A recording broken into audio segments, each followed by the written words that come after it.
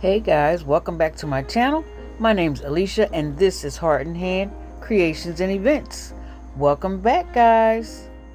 Today's DIY is going to be the faux pottery vase. And if you'd like to see how that's going to turn out, stay where you are. And here you see we're getting right into it with all the materials that we'll need, which is white acrylic paint, baking soda, a container and a stick to stir up the paint. And here I have a mixture of the baking soda and paint already. I used 2 parts paint, 1 part baking soda. So it was about a cup of paint and a half a cup of baking soda. Once I had it mixed well and I smashed out some of the lumps, I just proceeded to apply the mixture on this clean glass.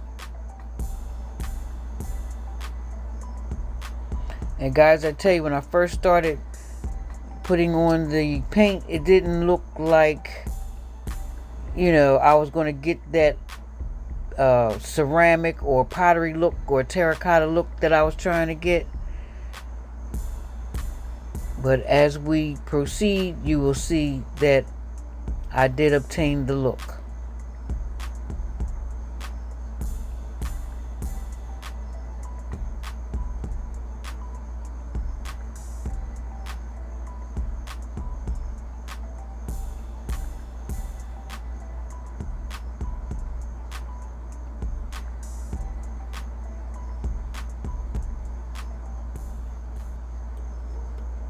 And here we have about 3 coats, and this is what it looks like. What I realized, as you put on each coat, it starts to get that grainy look, and the more you apply, the grainier your vase becomes. Yeah, and next thing you know, you have achieved the look that you are trying to get.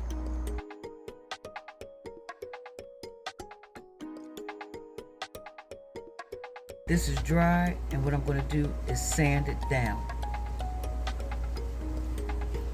Just a little bit.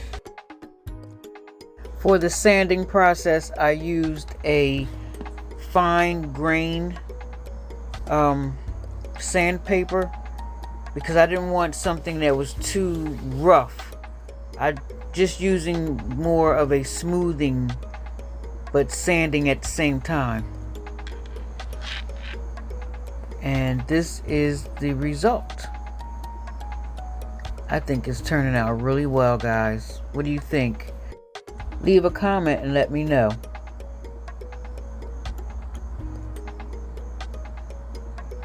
And here, guys, is the spray paint process. I used the soft beige, and no, it's a smoky beige. It's called Smoky Beige by Rust-Oleum. And this one here that I'm spraying is also a Rust-Oleum brand, and it is a oh gosh, what do you call it? A textured brown paint. And this is the result of that.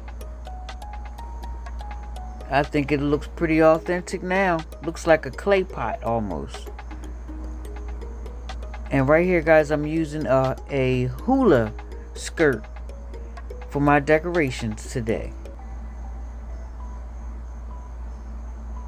Here I'm making adjustments so that I can tie this piece around the neck.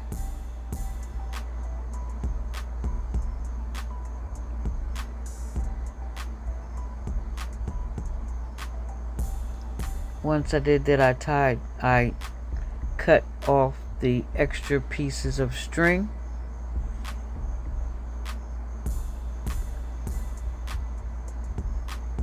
And I also cut off the length of the skirt from around the vase right to the bottom of the vase. And sorry guys, I held it up so high you didn't get a chance to see exactly where I was cutting it. So right here I'm using some jute wire to decorate around the bottom of the vase, right in that groove.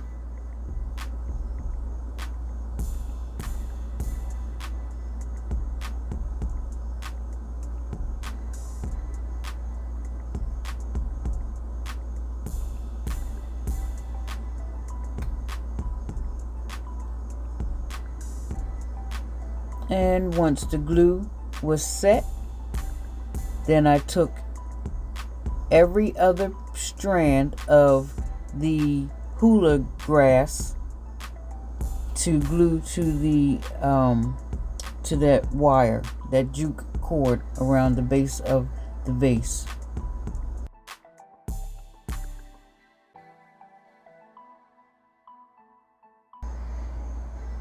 Once I was finished, then I snipped off the rest of the edges that were hanging past the bottom of the vase.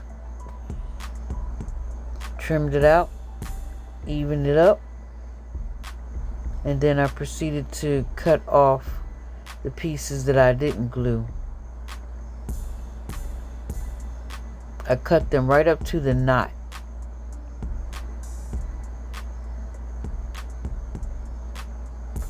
Once I completed that, I decided to put some wooden beads around the bottom. And I'm also using the rest of that jute wire cord around the neck of this vase.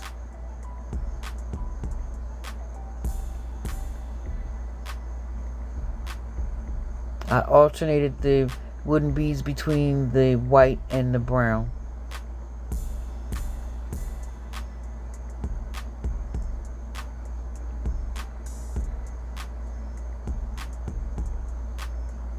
And this is the result of that. I think it's really cute. It's coming along, guys.